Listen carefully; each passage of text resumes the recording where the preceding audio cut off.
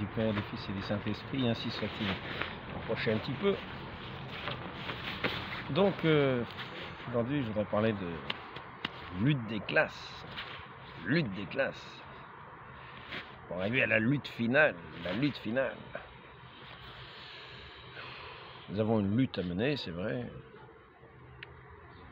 Il y a une inimitié entre le monde et Dieu. Donc la lutte des classes, vers qui est-elle orientée? C'est la question qu'on peut se poser.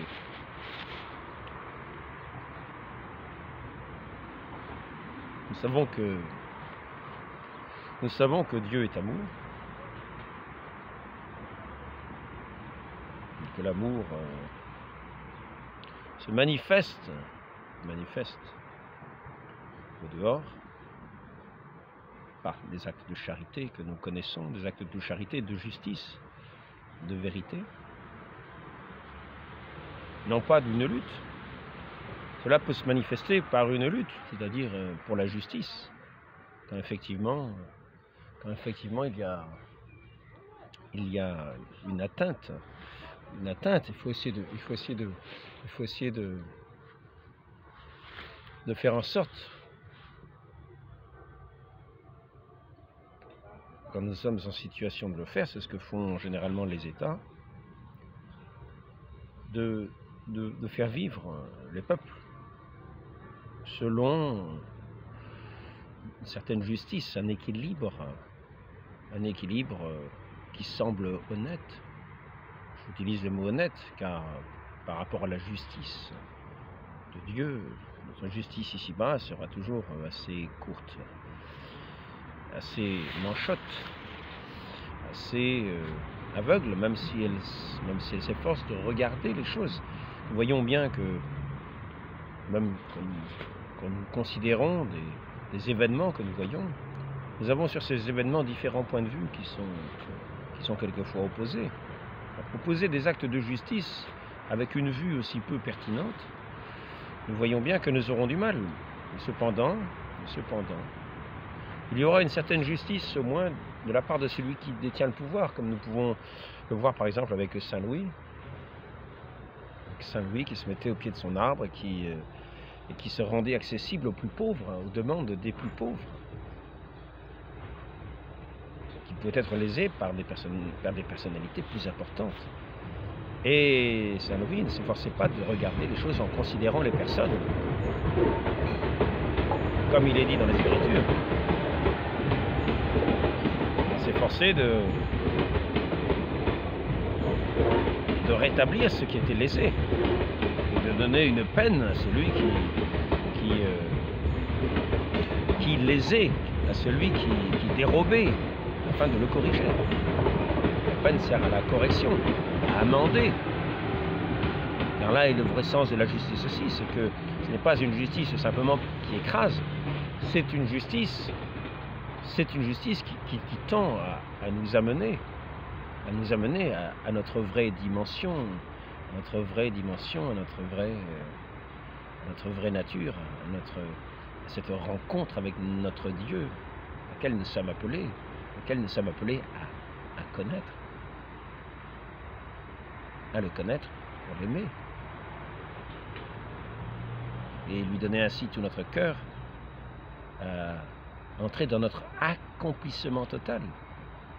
C'est ainsi que de larcin en larcin, corrigé, après correction, comme un enfant, et petit à petit corrigé, est amené à ne plus commettre des actions qu'il ne considérait peut-être pas lui-même comme mauvaises.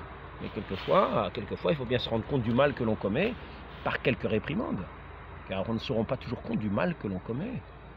Et c'est celui qui répond avec une certaine violence, qui nous fait prendre conscience que vis-à-vis de lui, nous l'avions lésé, nous l'avions méprisé, nous l'avions fait comme s'il n'existait pas. Lui nous fait remarquer qu'il existe. Il met une opposition. Nous sommes bien obligés de prendre compte de cette consistance par laquelle il nous répond. Maintenant, je voudrais dire, pour revenir à cette lutte des classes, on va savoir quelle est son origine, parce que en elle-même, comme manière de vivre, ce n'est pas pensable. Comme manière d'en arriver à un sens de l'histoire, ce n'est pas pensable. Ce n'est pas pensable de faire de la lutte des classes comme une théorie, une chose à laquelle nous devons, vers laquelle nous devons tendre. Pour arriver à ce qu'il n'y ait finalement peut-être plus de classes, et ainsi, dans cette uniformité, qu'il y ait que tout le monde soit ramené à moi-même. Ah, eh oui. Car quand il n'y aura plus de classe, si c'est moi qui l'emporte, ça voudra dire que tout le monde sera ramené à moi-même.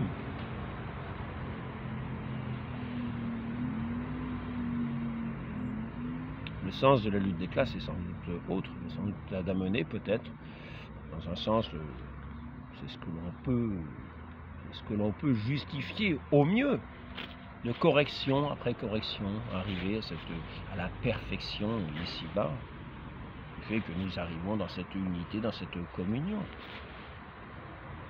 Cette communion, elle nous est donnée. Et elle nous est donnée. Quel que soit notre état, notre Dieu nous rejoint où nous sommes. Lui, il est Dieu. Il s'est fait homme. Quelle lutte a-t-il fait?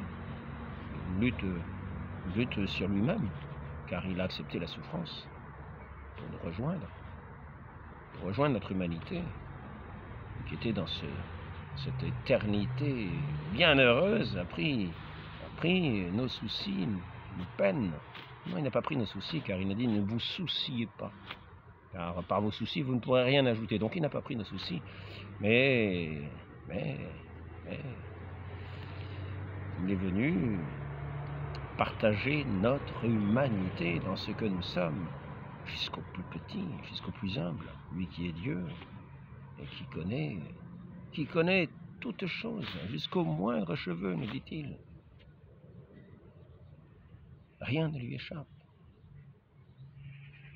Ainsi, il a pris notre condition d'homme, il nous a rejoints, il n'est pas venu lutter contre les autres, non. Il est venu dans cette descente, dans cette, je crois qu'on appelle le terme, c'est kénos en grec. Il est venu s'abaisser. Lui, de condition divine, s'est abaissé, il s'est fait homme et il a pris la condition du dernier. Il s'est fait le dernier. Il a été vendu, prix de l'esclave. 30 deniers, c'est ce qui est dit. Et il a été mis en croix parmi les brigands. Il a pris notre condition d'homme. Est-ce que ça a duré 10 000 ans pour prendre la condition d'homme? Est-ce qu'ils ont fait des révolutions? Est-ce qu'ils ont assassiné les gens en face? Est-ce qu'il a fait ça? Est-ce qu'il est venu assassiner les gens? Est-ce qu'il est venu faire des révolutions? Non, il nous a invités à suivre son chemin, c'est-à-dire à rejoindre, comme des bons samaritains, le blessé sur le bord de la route. Y a-t-il lutte des classes? Non, il rejoint simplement celui qui est son frère, son prochain. Qui est le prochain? Celui qui est le prochain, justement, c'est celui qui s'est rapproché. Il n'a pas lutté, il s'est rapproché. Aimablement, charitablement. On dit le bon samaritain. Le bon samaritain. Il s'est rapproché. C'est ce que toute notre civilisation chrétienne dans laquelle nous sommes plongés. Je dis civilisation parce que c'est une manière de penser chrétienne. Il nous amène à agir, à être imprégnés de cet esprit de notre Seigneur Jésus-Christ, jusque dans nos moindres pores, jusque dans tout notre être. Nous transpirons notre Seigneur Jésus-Christ, même si nous le rejetons. Nous avons, au fil des siècles, été imprégnés de cet esprit de notre Seigneur Jésus-Christ. Même si aujourd'hui nous le rejetons souvent, il nous reste que nous réfléchissons toujours avec souvent ces maximes.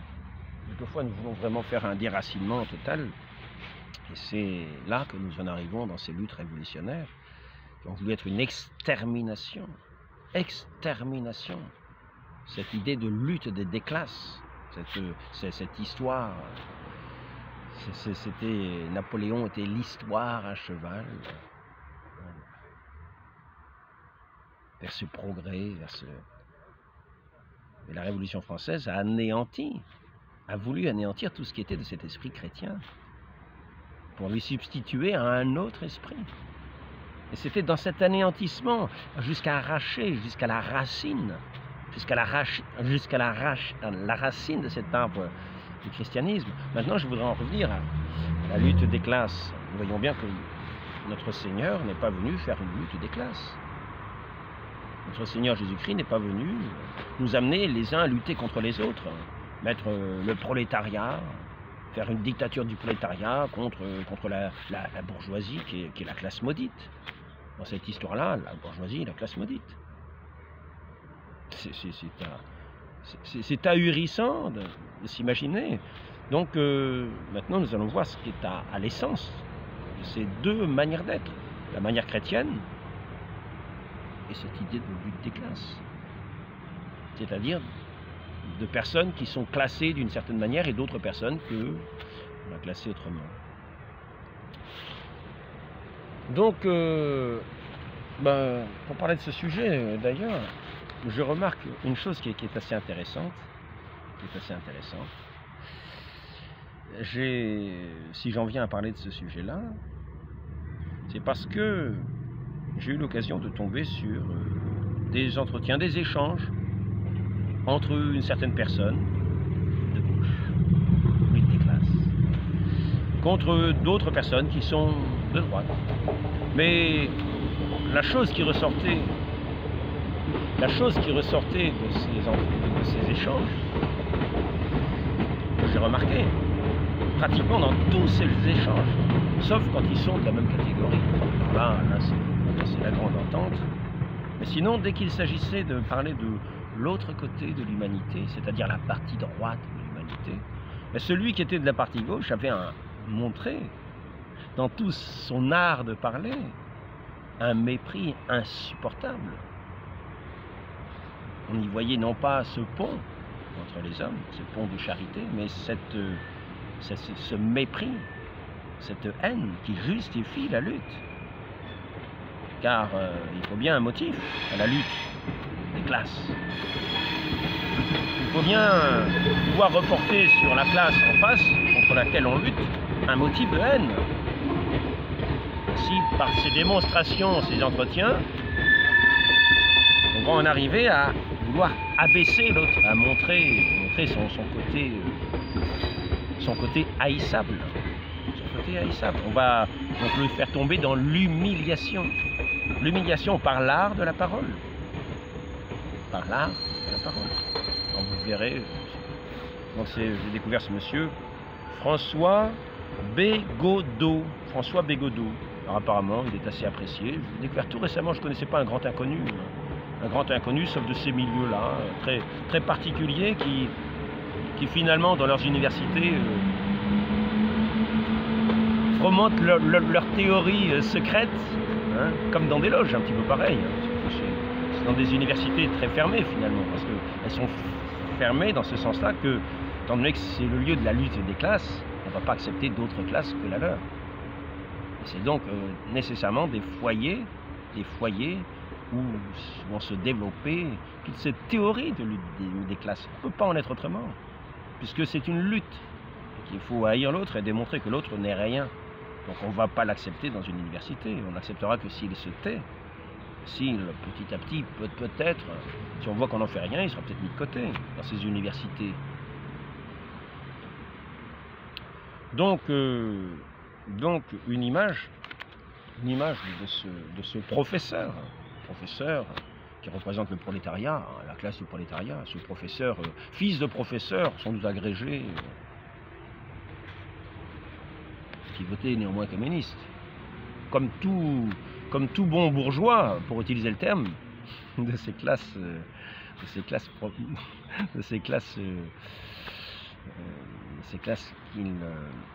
dont ils sont les maîtres à penser, desquels ils ne sont pas. Eux qui sont professeurs agrégés, fils de professeurs agrégés de ces grandes familles, et qui cependant théorisent ces luttes des classes et se mettent dans la bonne classe en voulant dénoncer, bien sûr, la mauvaise qui est en face pour l'anéantir. C'est ce que nous avons vu quasiment dans toutes les révolutions. C'est-à-dire, nous avons vu même à la Commune. L'autre jour, j'aurais pu prendre le livre de la Commune, parce que le modèle de la Commune de 70, à Paris, on entendait des gens qui disaient qu'ils voulaient 93, 1793, la terreur, la terreur. S'il n'y avait pas eu des étudiants en médecine pour arrêter les incendiaires, ils mettaient le feu à plein de bâtiments, Notre-Dame de Paris aurait déjà brûlé à l'époque, parce qu'ils avaient commencé à vouloir mettre le feu là. Les étudiants en médecine, ils ont empêché. Mais nous étions déjà dans une espèce de république qui se voulait être de 93, ce fameux extraordinaire 93, où il s'agissait de massacrer tout ce qui était suspect, de diminuer tout ce qui était suspect, d'anéantir, pour arriver à ce paradis terrestre de l'amour parfait, de ce monde sans classe, où il n'y a plus que ces gens emplis de cette haine qui reste. Car en fin de compte, nous allons y arriver. Nous allons y arriver. Quel est le motif de cette lutte? Je le répète, est-ce la justice?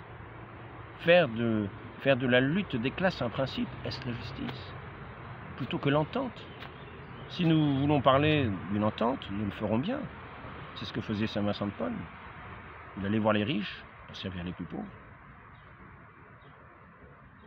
Il faisait des sermons, afin que ceux qui avaient les moyens donnent à ceux qui ne les avaient pas les moyens et de travailler, et éventuellement de survenir à d'autres besoins urgents. Maintenant, ce monsieur, l'autre jour, je l'entendais parler, je me souviens plus avec qui il parlait. Je dis contre, vous voyez, j'ai dit contre qui il parlait. Ah bah oui, parce que, si, c'est ça.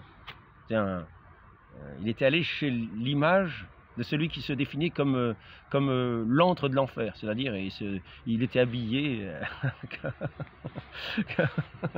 comme un petit peu quelqu'un de très aimable,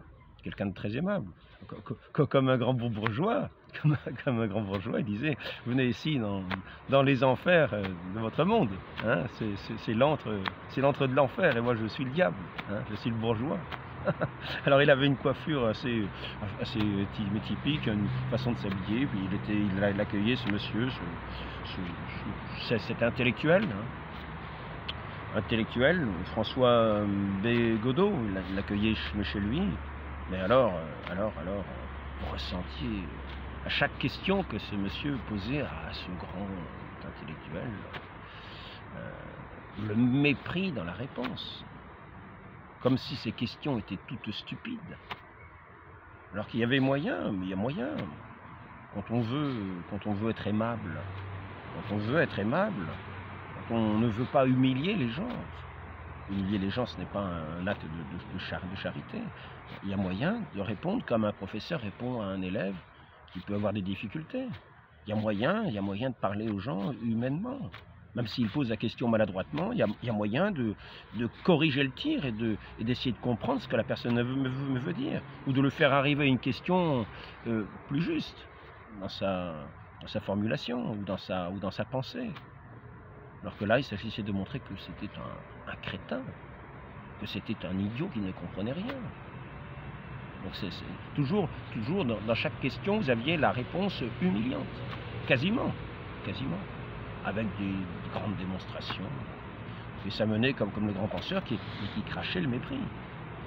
Donc cette lutte des classes était présente déjà dans un échange tout simple avec quelqu'un qui semblait de bonne volonté, qui accueillait de bonne volonté ce monsieur. Nous voyons que le côté de la lutte n'apparaissait que d'un côté. L'autre, il recevait simplement l'humiliation. Mais il n'avait rien, il n'y avait aucun fiel qui sortait de sa bouche, non, aucun. Il essayait quelquefois de se défendre en disant, voilà. Et l'autre, bien sûr, écraser, s'imposer, parce qu'il faut montrer que la bourgeoisie, ce sont des gens stupides. Entre autres phrases, en gros, on a pu d'une certaine manière entendre Ah, vous parlez, voilà, les banlieues. Est-ce que vous êtes déjà allé à Saint-Denis, donc pour montrer en flagrant délit de personnes qui ne savent pas ce qu'ils disent? Est-ce que vous êtes allé à Saint-Denis? Je ne vais pas faire tous les développements auxquels on pourrait arriver, rien que par cette question qui en elle-même contient un fond de bêtise. Elle contient un fond de bêtise. Parce qu'on ne se rend pas compte, en fait, du profond de la chose. Pourquoi ce monsieur, ce bourgeois, aux yeux de... Parce que c'est une construction, la bourgeoisie. Moi, je connais les hommes, mais les bourgeois,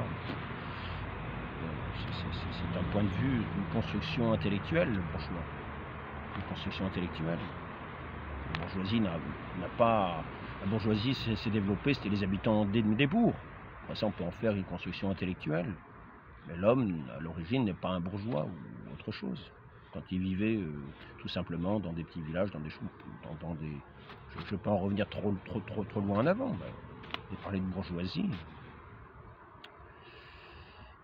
On ne parlait déjà pas de bourgeoisie que quand on était dans l'Empire romain. On parlait de la plèbe, on parlait pas de bourgeoisie. Donc là, je me suis un petit peu égaré. Oui, là. Mais sa question a une faiblesse. Est-ce que vous êtes allé à Saint-Denis? Pourquoi? Pourquoi ce bourgeois? C'est-à-dire en fait ce Français. Parce que quand il s'agit de la question vis-à-vis de Saint-Denis, il s'agit de bien dire ce Français, c'est-à-dire ce blanc, ce Gaulois. Pourquoi vous êtes allé à Saint-Denis? Le plus profond de la pensée qu'on peut se dire, mais pourquoi est-ce qu'il n'est pas allé à Saint-Denis? Pourquoi est-ce que ça lui fait obstacle d'aller à Saint-Denis? Et là, on pourrait remarquer qu'il y a peut-être un problème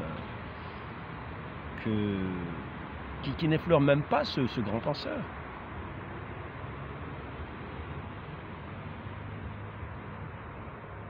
Un problème tout à fait légitime à comprendre, tout à fait légitime à comprendre.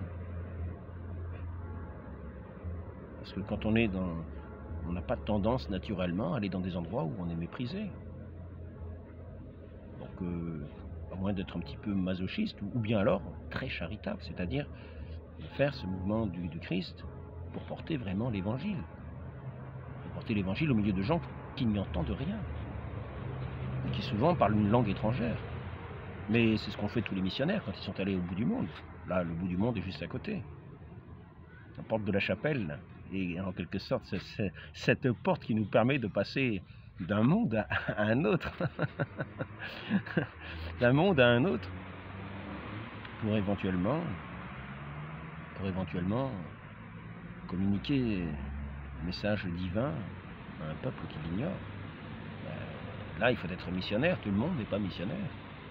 Et ainsi, il n'est pas donné à tout le monde d'aller, par exemple, comme voulait le faire le père de Montfort, aller chez les Indiens en Amérique du Nord. Beaucoup de missionnaires ont été écorchés vifs, ont été tués par des Indiens, avant que les Indiens ne viennent finalement à eux, entendant voyant leur vertu, et encore plus avec les Espagnols. Il y avait des Indiens qui faisaient des dizaines, des centaines de kilomètres pour venir se faire baptiser auprès des missionnaires espagnols. Alors qu'ils avaient des coutumes les plus horribles, comme par exemple attacher un vaincu à un poteau et le manger vivant. Le manger vivant. Vous voyez, pourquoi n'allez-vous pas à cet endroit-là? Est-ce que vous êtes déjà allé par ici? Oh, non, si c'est vrai, je n'y suis pas allé. Oui, on peut comprendre qu'on n'aille pas toujours dans certains endroits. Ça n'attire pas a priori ce que ce monsieur appelle un bourgeois ou un Français du commun. Parce que pratiquement tout le monde maintenant habite les villes. Donc d'une certaine manière, tous les Français deviennent bourgeois.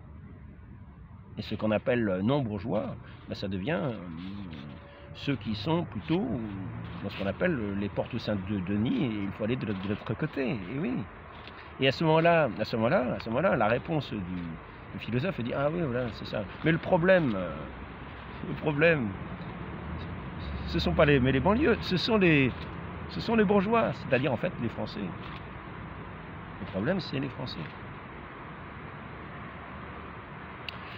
là, nous voyons que nous poursuivons cet aspect de la lutte des classes, c'est-à-dire ce mépris, cette haine de cette classe bourgeoise qui devient la haine du français. Parce que les Français sont en ville, et même les pauvres Français qui ont le malheur simplement d'être blancs, entrent dans des idées qu'on appelle la blanchitude, ou la blanchité. Dans une vision politique, c'est maintenant, on politise toutes choses, de façon à pouvoir entrer toujours dans cette perspective de la lutte des classes, et finalement de s'imposer par cette lutte. Car le principal de la lutte des classes, c'est bien de l'emporter dans cette lutte. Ce n'est pas d'essayer d'apprivoiser, non. Non, il faut s'imposer. En 70, il ne s'agissait pas de faire ami-ami avec la bourgeoisie. Hein, en 1870 à la Commune, non, il s'agissait de couper les têtes. Il fallait faire comme en 93, la terreur. La terreur. Et oui.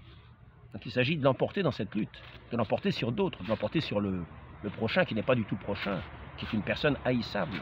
Parce que nous avons au fond de nous la haine. C'est le propre de la lutte qui ne sous-entend pas la justice, mais qui s'habille d'un vernis idéologique, pour avoir un beau vêtement, pour avoir un vêtement qui va justifier cette haine par rapport à la vérité qui est l'amour, la vérité qui est celle du bon samaritain,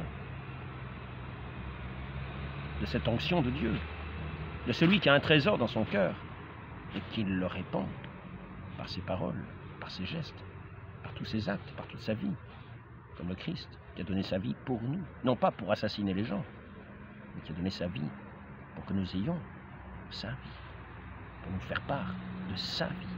Nous qui étions blessés par le péché, qui avions perdu par ce péché originel notre trésor, c'est-à-dire cette grâce de Dieu, cette présence de Dieu en nous, qu'il nous faut, nous qui la possédons, garder comme dans un coffre, non pas ouvert à tous les vents, comme si ce trésor n'était pas précieux, mais qu'il nous faut garder, veiller à garder précieusement, pour le faire fructifier dans tous nos actes, toutes nos paroles. Ainsi, par exemple, une image qui ressortait bien de cette idée de cette lutte des classes, et c'était une image assez intéressante, que ce jeune, on nommerait le bourgeois, mais j'ai tort, que ce jeune homme tout à fait innocemment, n'avait pas compris du premier coup. Il avait lu le livre, il l'avouait lui-même, puis il le relirait. Il l'a lu, il a invité ce monsieur qui lui a fait souligner qu'il n'avait vraiment rien compris à cette image de deux enfants à l'école, le bourgeois et le prolétaire. En gros. Le bourgeois, lui, il était à l'école et il attendait avec impatience l'examen et que tout se déroule bien dans cet examen. Alors tout se déroule bien dans cet examen, c'est-à-dire nous sommes dans une société où tout se déroule bien. Parce que le bourgeois réussit bien ses affaires. Vous comprenez, c'est l'image dans sa classe, c'est l'image qu'il faut comprendre, il faut bien comprendre. Le bourgeois réussit bien ses affaires, c'est-à-dire qu'il y a des je le traduis autrement, mais là on perdra le sens de ce que veut dire cet intellectuel. Il y a des gens qui ont le sens du travail bien fait, qui sont à leur place pour faire bien ce travail bien fait. Et ils n'aiment pas qu'il y ait des perturbations. Alors dans cette classe, il y avait aussi le prolétaire. Le prolétaire qui est injurié. Dans cette image, il est injurié. Il est injurié. C'est-à-dire que le prolétaire, qu'est-ce qu'il attend? L'enfant du prolétaire qui est là, c'est un mauvais élève. Donc quand il y a l'examen qui va arriver, ce qu'il attend, c'est un orage, quelque chose qui vienne empêcher que l'examen ait lieu. Alors, si le professeur y passe, bon, ça sera peut-être pas mal aussi, hein, parce que comme ça, au moins, il échappera à l'examen et qu'il montrera qu'il était nul à l'école, parce que l'école, c'est une chose bourgeoise. Mais il y a aussi ce monde-là, on peut dire ce monde est à l'image de cette école, c'est ce monde bourgeois, ce monde qui est fait pour la bourgeoisie, et dans lequel le prolétaire n'a pas tellement... est inhabile. Il n'y a pas du tout cette pensée-là, pas du tout cette pensée de cette personne infatuée, de cette personne, je ne dis pas ça, il faut bien lui lancer un petit peu de mépris pour avoir une lutte. Donc il faut que nécessairement cette personne-là soit une personne très haïssable, qui n'est vraiment que, en gros qu'un défaut fondamental. Il faut qu'il ait un défaut fondamental, peut-être la bêtise en gros. Il réussit toutes ses affaires, mais c'est peut-être le plus bête des hommes. Il réussit toutes ses affaires, mais peut-être, sans doute, a-t-il raté sa vie. C'est peut-être ce qui est dit aussi. C'est-à-dire que, en tout cas, pour en revenir à cette image entre le bourgeois, le prolétaire, ça montre la lutte des classes. Le bourgeois qui lui travaille bien et qui comment dire, et qui attend l'examen avec impatience parce qu'il va le réussir, il attend la bonne note et le bon point ou la récompense.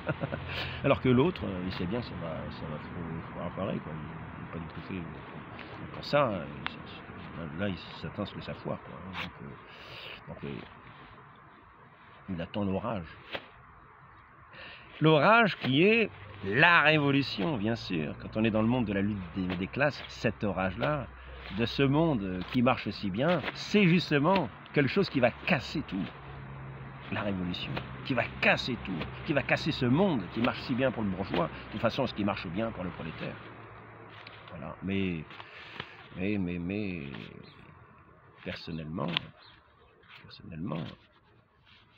ce qui ressort de ce qui s'aperçoit aussi, je dirais chrétiennement, cette vue, cette façon de penser, est un habillage de ce qui est fondamentalement dans cette personne qui est dans cette lutte des classes, un habillage de la haine pure, à l'état simple, qui apparaît dans cet échange entre ces deux personnes.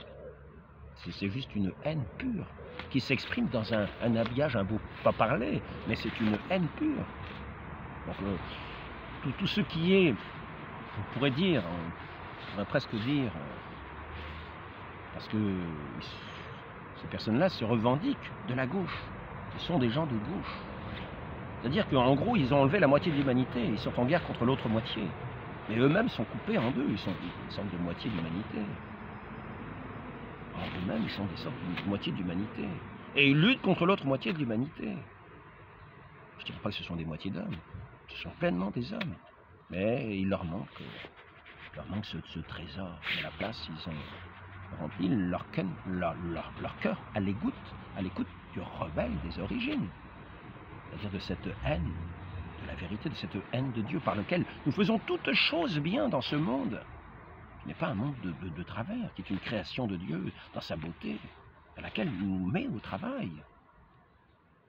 Au travail, il ne s'agit pas d'enterrer le talent en disant oui, non, de celui qui est désobéissant, celui qui a cette méfiance, qui a ce mépris de Dieu et aussi du prochain, et qui va habiller pour se justifier de toutes sortes de couleurs, de pensées, d'idéologies, de tout un développement intellectuel qui va revêtir sa haine des plus belles parures humanistes. Mais le fond, c'est la haine. Le fond de la lutte des classes, c'est la haine. Et elle apparaît toujours dans toutes les révolutions de la pire des manières. Vous voyez, des gens écorchés, des gens qui sont tués de la façon la plus exécrable et la plus horrible, parce que cette haine ne se satisfait jamais assez de l'horreur, du mépris qu'on manifeste par une personne qui est déjà morte et qu'on continue d'achever. La lutte des classes, alors elle va prendre différentes formes. Le serpent est habile. Ce n'est plus un homme, c'est une moitié d'homme. Il n'a plus que la gauche. Alors il y a les hiérarchies de la gauche, les hiérarchies de la droite. Les hiérarchies de la gauche sont les accusateurs en général. Les accusateurs qui semblent avoir le côté de la justice. Car ils accusent, vous avez vu ce qu'il a fait? Vous avez vu ce qu'il a fait? Il faut quand même faire quelque chose. Et il faut, si vous voulez, on y va, nous. Hein, on va arracher le grain, on va arracher le mauvais grain. On y va, oui. Non, c'est pas à vous d'arracher le mauvais grain. Votre œil n'est pas suffisamment clairvoyant.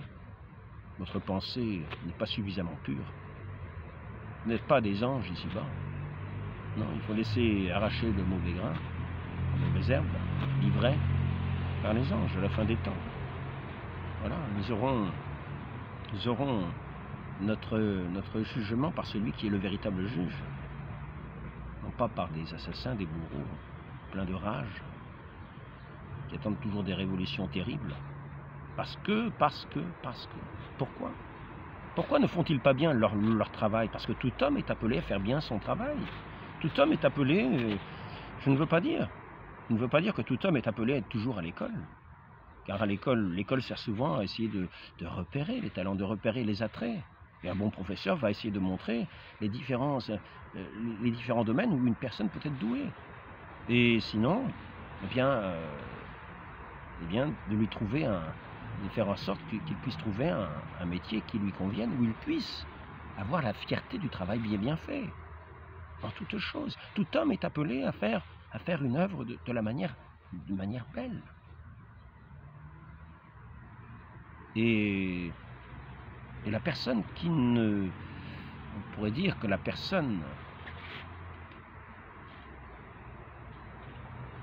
qui néglige de faire cette œuvre belle qu'il peut faire,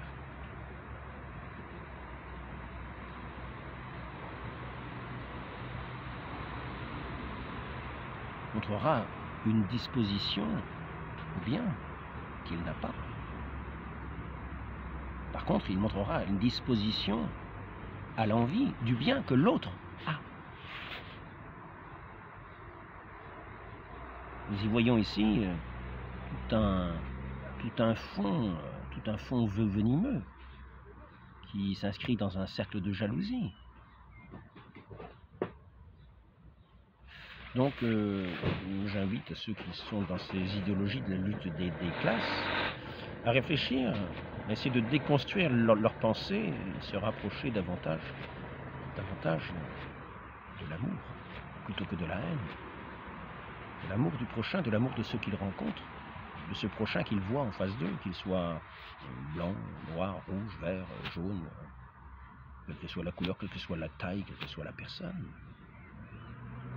C'est un homme à l'image de Dieu. C'est pas une moitié d'homme, c'est pas un droite, c'est pas une gauche. C'est une personne à part entière qui est appelée à réaliser cette œuvre parfaite, d'entrer dans cette plénitude de la grâce de Dieu et accomplir ici-bas ces œuvres qui seront une participation de cette vie de la grâce d'une certaine manière. Car en toute chose, celui qui a au fond de lui cette vie, ce trésor précieux, l'exprimera dans sa manière d'être, dans sa manière de faire, dans sa manière de travailler, pour donner au prochain ce qu'il a de meilleur. C'est ainsi que l'on donne sa vie aussi pour le prochain, non pas pour l'intérêt de l'argent. Il s'agit, à mon avis, de réviser toutes ces grandes théories très fumeuses qui entraînent à la haine, à la lutte permanente contre ceux que l'on estime être peut-être un petit peu au-dessus, mais que l'on abaisse, que l'on veut mépriser, que l'on veut piétiner, que l'on veut fouler aux pieds.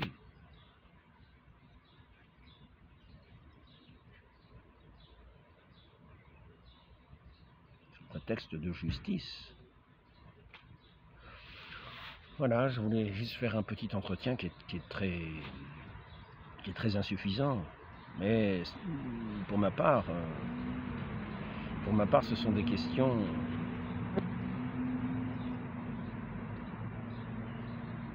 que je découvre en écoutant ces personnes-là. Je les découvre. J'entends des choses tellement ahurissantes, avec un langage à inverser.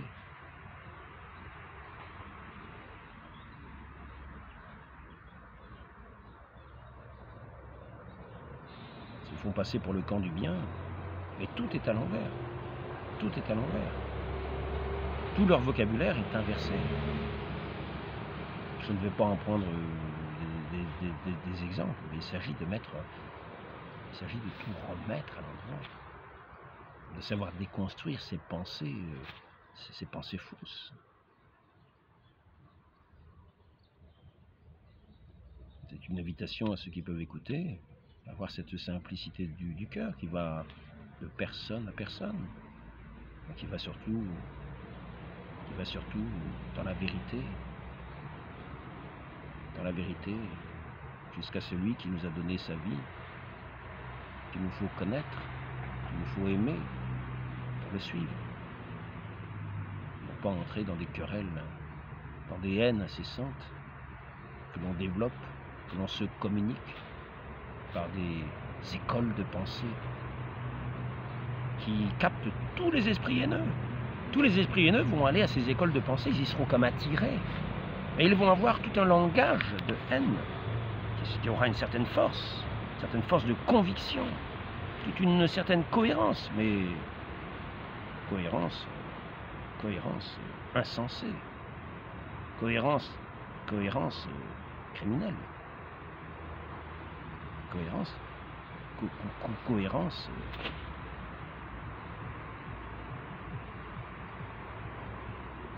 une certaine cohérence.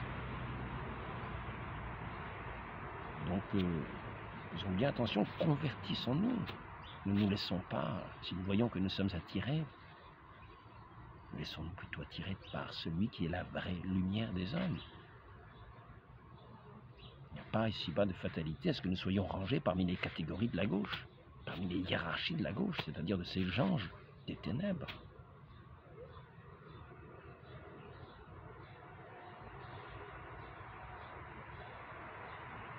De ceux qui cassent contre ceux qui s'appliquent à bien faire toutes leurs œuvres, qui auront dans l'éternité cette récompense merveilleuse, cette récompense qui consiste à faire cette œuvre de Dieu, qui est de croire en lui, de le connaître, de l'aimer, de le servir. Dans ce monde, de la meilleure manière, de tout notre cœur, de toute notre âme, de toute notre vie, de toute notre force. Et d'être sauvé par lui dans l'éternité, dans sa vision bienheureuse, dans cette communion bienheureuse. Il n'y aura aucune lutte des classes. Ce sera la joie des uns, sera la joie des autres. Le professeur ne cherchera pas à baisser l'élève, celui qui lui pose des questions, mais au contraire à partager ce qu'il a, lui, de meilleur, à lui communiquer, à lui faire comprendre ce qu'il a de meilleur, à le tirer, disons qu'à lui communiquer ce qu'il veut lui dire. Dans un échange, il fait que, d'une certaine manière, ils deviennent un. Écoutons notre Dieu, écoutons ce Maître qui est venu ici-bas, qui nous a montré ce si bel exemple, qu'il est descendu de son ciel pour venir jusqu'à nous, souffrir la mort la plus cruelle pour nous donner ce qu'il est, et nous faire participer à celui qu'il est, dans cette communion parfaite, sans ombre ni tache. Demandons cette grâce à la très sainte Vierge Marie qui est toute douceur, toute humilité, qui est cette maîtresse dans l'art d'écouter.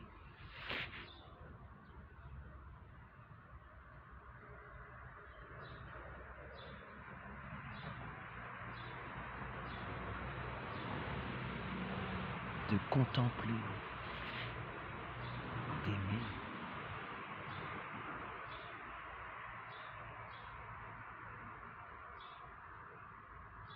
Elle est notre mère. Demandons-lui cette grâce, d'avoir cette oreille, non pas distraite, comme dans un mauvais cours qu'on ne veut pas s'entendre et on attend l'orage, non. Écoutons bien notre divin maître qui parle à tous les cœurs, dans cette école de douceur et d'humilité, non pas de lutte permanente des uns contre les autres, douceur et humilité, celui qui était doux et humble et qui l'est toujours. C'est à cela que nous le reconnaissons et que nous reconnaissons que nous sommes frères aussi, dans cet esprit de douceur et d'humilité dont nous témoignons les uns les autres, une écoute mutuelle. Très Sainte Vierge Marie, rendez-nous ces enfants qui sont pris pour modèle dans cette classe de ce si bon maître, et donnez-nous d'être de bons élèves. Ainsi soit-il, au nom du Père et du Fils et du Saint-Esprit, ainsi soit-il, et de bons ouvriers ensuite.